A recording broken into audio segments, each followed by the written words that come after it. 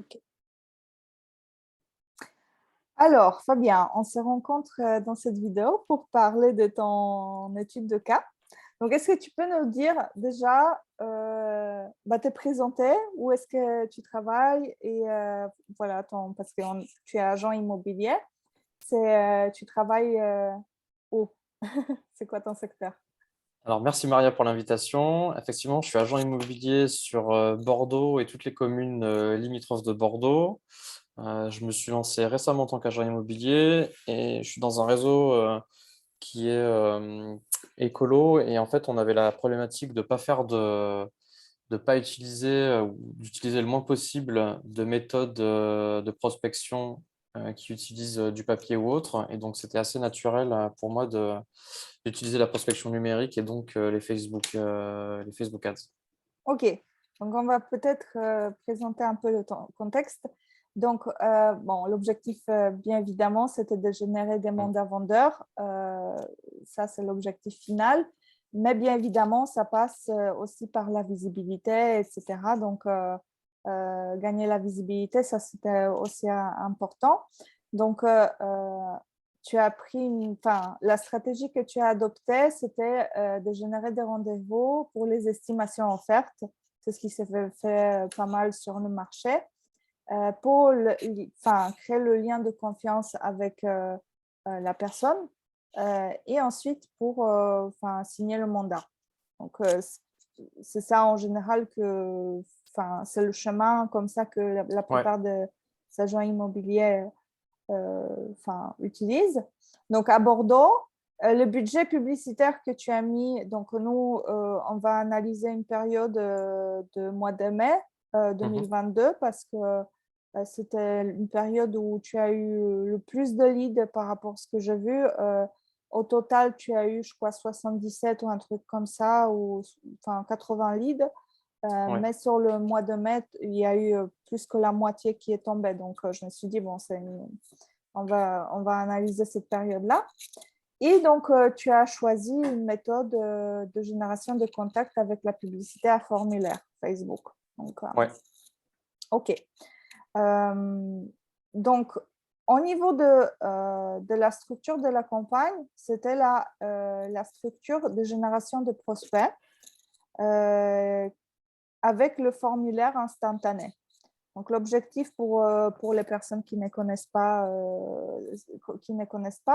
c'est que en fait, on voit la publicité Facebook. La personne, elle voit la publicité Facebook qui va s'ouvrir et elle va remplir les données qu'on lui demande.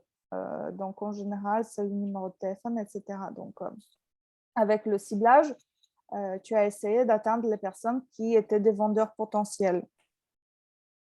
Tout à fait. Ouais. Et effectivement, l'idée, c'était de générer un maximum de rendez-vous d'estimation pour, comme tu l'as dit, après aller chercher des mandats. Et l'avantage du formulaire instantané, c'est que ça permet de rester sur Facebook et de pas sortir vers un site extérieur ou autre. Et donc, ça limite un peu la friction avec les personnes qui voient ça sur Facebook. Oui, parce que le désavantage peut-être de landing page, en fonction de comment ta page va, ton site il va charger, etc., tu perds une partie du trafic. Donc, il y a certaines personnes vont abandonner. Donc, l'avantage de Facebook Ads avec le formulaire, c'est que c'est assez instantané, c'est assez facile de remplir les données. OK, donc la structure de la campagne, j'ai vu qu'il y avait plusieurs campagnes qui ont été menées. Il y avait des campagnes qui ont été copiées aussi, parce que je crois que Mm. tu as changé des visuels en Ouais. cours de temps, etc. Donc, moi, je ne vais pas montrer tous les visuels, mais je vais montrer celles qui étaient des visuels gagnants. Donc, il y avait plusieurs campagnes qui tournaient et tu as fait plusieurs ciblages en fait. Donc, tu as mis en concurrence plusieurs ciblages.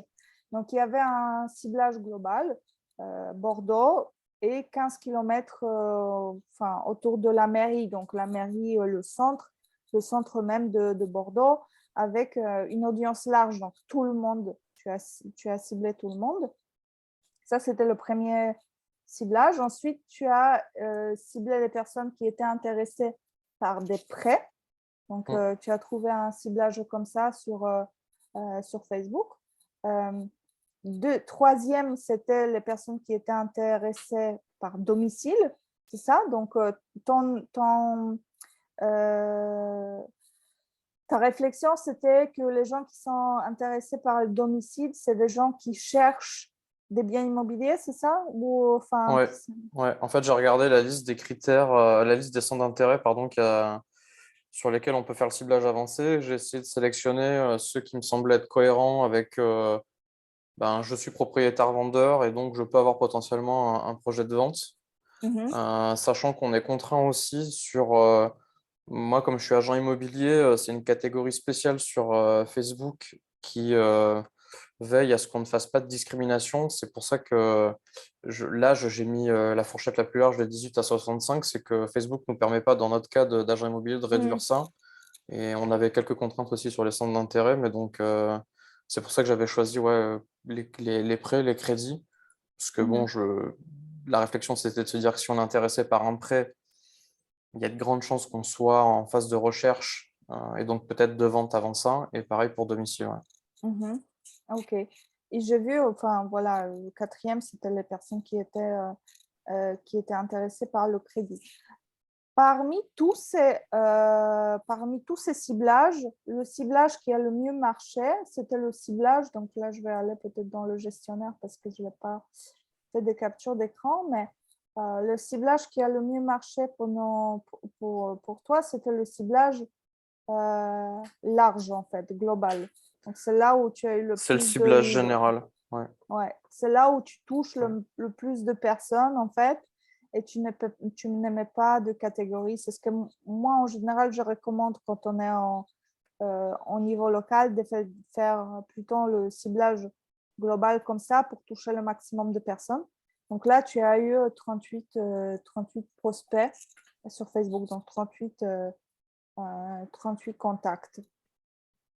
Ok, et par rapport au visuel, donc j'ai fait des captures d'écran de tes visuels, des trucs, tu as essayé de faire quelque chose qui capte l'attention facilement pour que les gens ils puissent aussi se projeter, donc le bien immobilier.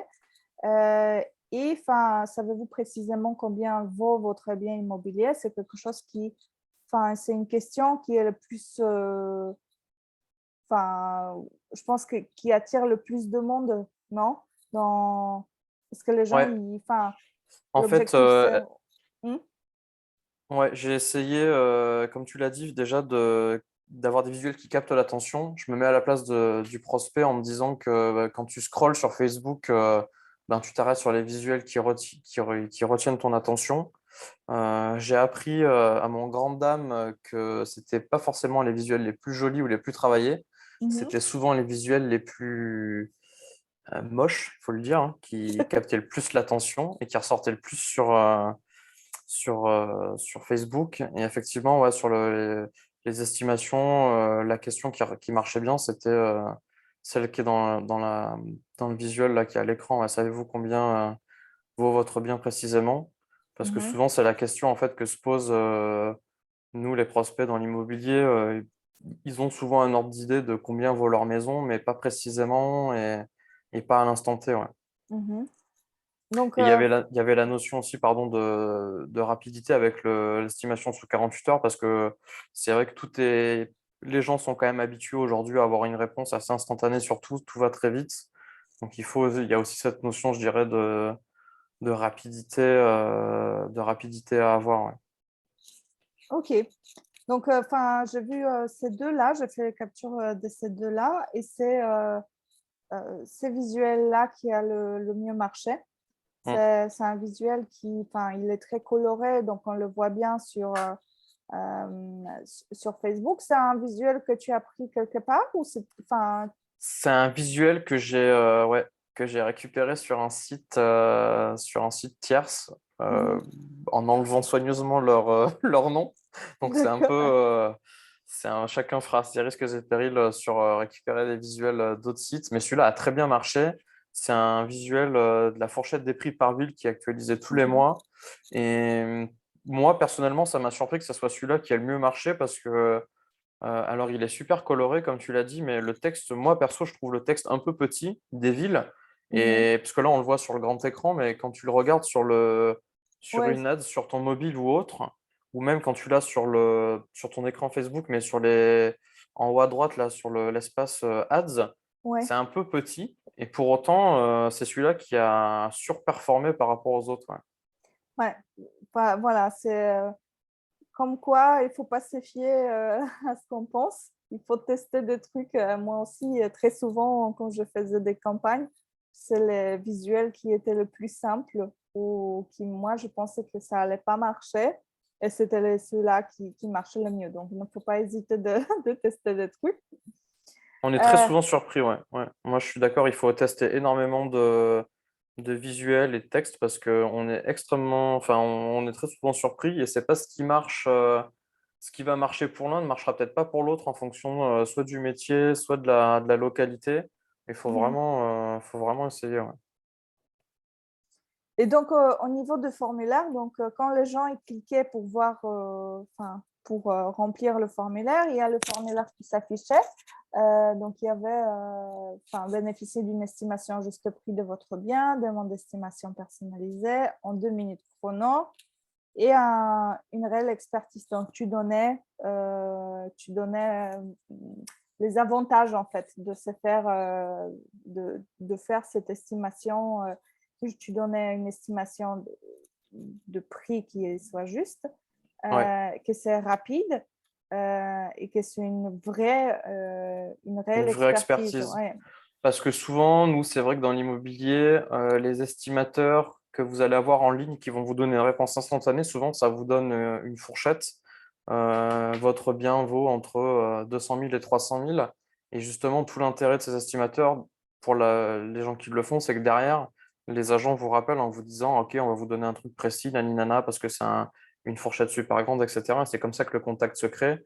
Et moi, j'avais pris le parti pris justement de dire là, je vais vous donner un vrai prix dès le départ parce que en fait, on donne pas de fourchette d'estimation, mais c'est tout de suite le dialogue qui se crée avec le Mhm. prospect pour lui donner une vraie estimation. Ouais. Et le call to action qui a le mieux marché sur les pubs que j'ai pu essayer, c'est en savoir plus. Mhm. Parce que tout ce qui était réservé ou etc., ça a moins bien marché. J'ai l'impression, en tous les cas, moi, sur le public que j'ai essayé, que les gens sont très frileux sur le fait Mhm. de s'engager, quelle que soit Mhm. la forme d'engagement. C'est pour ça que même dans le texte de la pub, il y avait marqué que c'était une estimation gratuite et offerte, et c'était sous-entendu que c'était sans engagement, et que le call to action qui a le mieux marché, c'est en savoir plus, c'est que je pense que les gens sont quand même assez prudent aujourd'hui sur s'engager tout de suite sur OK, j'achète ou OK, je signe tel contrat, où il faut vraiment passer par cette phase de Ouais. découverte. Oui, c'est beaucoup plus engageant quand tu mets un truc Mm. réservé, acheté, etc. Il y a même des personnes qui croient que quand elles vont cliquer acheter, enfin, ça va débiter leur carte. Leur carte, ouais, Mm. directement. Donc, ensuite, tu avais, parce que dans le formulaire, on peut avoir plusieurs questions, donc tu as essayé de filtrer le minimum, de savoir qui étaient enfin, les prospects qui venaient vers toi. Donc, avez-vous bien vendre, bien évidemment, quel est le type. Et tu avais aussi une question, pourquoi avez-vous besoin de cette estimation comme ça pour m'amuser? J'ai un projet de vente. Bah, comme ça te permet de voir si c'est quelqu'un de sérieux ou pas. Donc ça, je trouve que c'est assez intelligent de filtrer de cette manière-là. Et c'est vrai que plus le formulaire il est long, enfin, en général, plus il filtre des personnes parce que les gens, surtout quand il faut taper la réponse, il faut écrire quelque chose, bah, les gens ils vont pas abandonner, il va y avoir moins de personnes qui vont remplir le formulaire par hasard ou juste parce qu'ils ont cliqué et ça s'auto-remplit, etc. Donc, plus tu mets d'informations, plus tu demandes d'informations, plus c'est engageant et plus ça qualifie les leads. Ouais, il y a on a moins de touristes quand on a des questions comme ça où effectivement il faut écrire. Et paradoxalement, j'ai eu plus de réponses aux pubs avec le formulaire où il y avait plusieurs questions que les mêmes pubs quand j'avais essayé avec un formulaire juste où c'était nom, prénom, numéro de téléphone et Mhm. email, je crois. J'avais eu moins de réponses là et j'ai eu plus de réponses à celui où il y a toutes les questions que tu viens de présenter. Ouais. D'accord. Donc il faut, là aussi, ça rejoint ce que disait Maria tout à l'heure, il faut vraiment essayer. Mais j'ai été surpris de voir que j'avais plus de contacts avec le questionnaire avec plus de réponses à donner, alors que ça a créé plus de friction. Mais ces contacts-là étaient mieux qualifiés et plus pertinents que ceux que j'avais eus sur le formulaire où il y avait finalement juste les coordonnées, où là, très souvent, c'était des touristes où ils ne s'étaient même pas rendu compte qu'ils avaient répondu, ou etc. Mhm. D'accord. Ok, super. Donc, ouais, le formulaire après, à la fin, tu demandes des coordonnées, numéro de téléphone, etc. Et le résultat, enfin, moi, j'ai eu au total, je vois au total pendant le mois de mai 2022, il y avait 44 contacts pour 7,50 € par contact. Donc, tu as dépensé à peu près 330 € et tu as eu 45, enfin, 44 contacts, ce qui est enfin, quand même pas mal, je trouve, pour un secteur qui est assez restreint, parce que c'était Bordeaux, vraiment 15 kilomètres autour, donc c'est vraiment très, très restreint. Euh, il y avait un taux de répétition qui était, donc les gens, ils ont vu et revu ta publicité et il y avait vraiment pas mal de contacts. Donc, ça a plutôt bien marché. Euh, je vois aussi qu'il y a énormément, enfin, pour voir par exemple combien d'impressions tu as eu. Ouais, moi j'ai été hyper satisfait parce que j'ai pu toucher énormément de personnes Mhm. différentes. Donc en termes de visibilité, déjà c'est top parce que moi j'avais fait le calcul par rapport à si j'avais dû, par exemple, alors c'est propre à mon métier, mais si j'avais dû aller mettre des flyers dans des boîtes aux lettres, etc., pour toucher le même Mhm. nombre de personnes, le coût aurait été supérieur et en argent et en temps, parce que là, Mhm. finalement, ben, quand la pub, elle tourne, vous pouvez faire autre chose, hein. C'est tout Mhm. l'intérêt aussi, moi, je trouve, de cette méthode de prospection-là. Et effectivement, avec un coût par contact qui était quand même très bas, parce qu'il était à 7,50 en moyenne. Et même, j'ai eu des campagnes qui ont... Je suis tombé à 4,50 € sur certaines campagnes, ouais. Parce que là, Ouais. c'était un peu remonté parce que il y avait une des trois campagnes que j'ai stoppées d'ailleurs après, qui était un peu. Les visuels étaient usés, je pense. Mhm. Et donc, ça m'a fait remonter mon coût par lead sur la fin. Mhm. Tu vois, là, on était à celui qui était à 9,87 là au départ. Il Mhm. était il était beaucoup moins élevé. Et donc, je dirais que sur l'ensemble de mon opération de prospection, le coût, je pense, du coût par lead, il est entre 6 et 7 euros. Ouais. D'accord. 7,50. Entre 6 et 7,50, mais plus proche des 6 quand même, quand c'est bien paramétré. Et c'est pour ça d'ailleurs que j'ai arrêté après la campagne à 9,80, parce que ça a commencé à remonter le prix et Mhm. c'était plus performant, en tous les cas par rapport aux critères que moi je m'étais donné. Mhm. Mais j'ai eu quand même beaucoup de contacts dans un laps de temps restreint et par rapport au budget que j'avais qui était intéressant, ouais. Ouais, parce que tu as choisi le budget quotidien. Tu as misé 5 € par jour et Mm. il y avait une campagne qui tournait en même temps. Tu ne mettais pas plusieurs campagnes en même temps. Donc, il y avait une campagne qui tournait tous les jours que tu as dupliqué après pour changer de visuel, pour changer des trucs. Mais tu n'étais pas au-delà de 5 € par jour, si, il me semble. C'est ça? Alors j'avais deux campagnes qui tournaient en parallèle à 5 € par Ouais. jour pendant un certain temps quand même, Ouais. pour tester des pubs vraiment différentes. Mhm. Euh, et alors là, après, c'est là où il faut tester aussi. Moi, je sais que j'ai eu des meilleurs résultats en ayant deux campagnes à 5 € par jour qu'une seule campagne à 10 € par jour. Mhm. Mais je pense que ça fait partie peut-être des tests à effectuer ou tu vois des réglages sur la campagne. Mhm. Mais, euh, mais ça reste des budgets très, très faibles. Mhm. Et je pense qu'ils sont accessibles, voilà, 5 euros, 10 € par jour.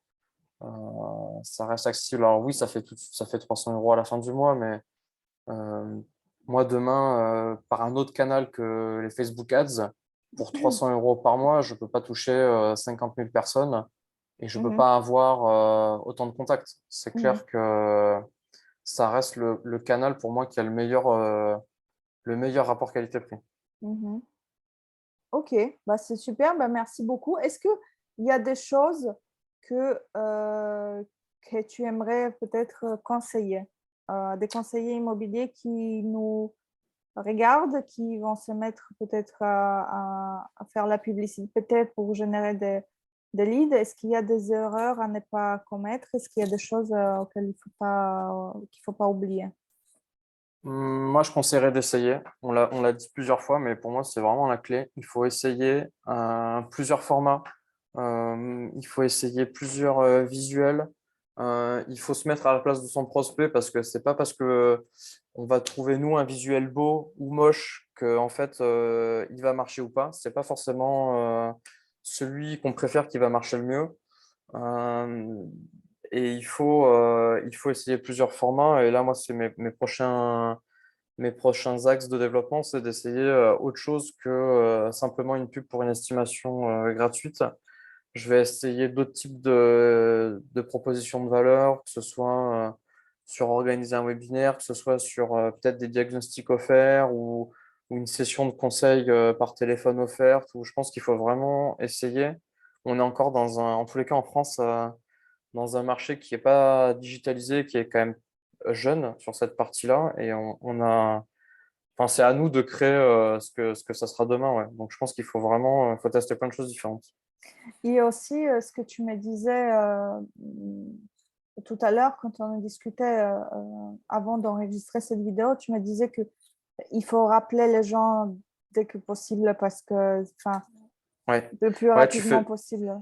tu fais bien de le dire, effectivement. Il y a, moi, dans mon expérience et avec mes camarades qui sont pas forcément à Bordeaux, mais qui sont aussi conseillers immobiliers qui font de la pub, on s'est rendu compte qu'il y a il y a une vraie corrélation entre le taux de conversion et le délai dans lequel vous rappelez le prospect. Plus vous le rappelez vite, plus vous en convertissez. Mais après, c'est naturel. Il faut se mettre à la place de son prospect et on est nous-mêmes prospects sur d'autres secteurs. On est sursollicité aujourd'hui d'annonces, de pubs, de trucs à acheter, à essayer, etc. Et en fait, on passe très vite à autre chose. Et c'est un peu le côté aussi très instantané des réseaux sociaux, euh, où vous avez un prospect qui vous laisse un contact, il faut à minima le rappeler dans la journée, et le plus vite vous le rappelez, le mieux vous le convertirez, parce que il aura encore en tête le fait Mhm. qu'il a vu votre annonce, il a laissé son contact, etc. Alors que si vous le rappelez 2 jours, 3 jours ou une semaine après, il est déjà passé à autre chose. Il ne se souvient même pas qu'il aura postulé à votre annonce Mhm. et vous en convertirez beaucoup moins. Ouais. Donc le plus vite on le rappelle, le mieux c'est. Très clairement. Bah, c'est super. Bah, merci beaucoup, Fabien. C'est Avec grand vraiment plaisir, Maria. super précieux. Je pense que cette vidéo elle va être vraiment intéressante pour toutes les personnes, pas tous les agents immobiliers qui la regardent. Et, bah, merci beaucoup et, Avec grand plaisir, Maria. Merci pour l'invitation. et à bientôt. À très bientôt.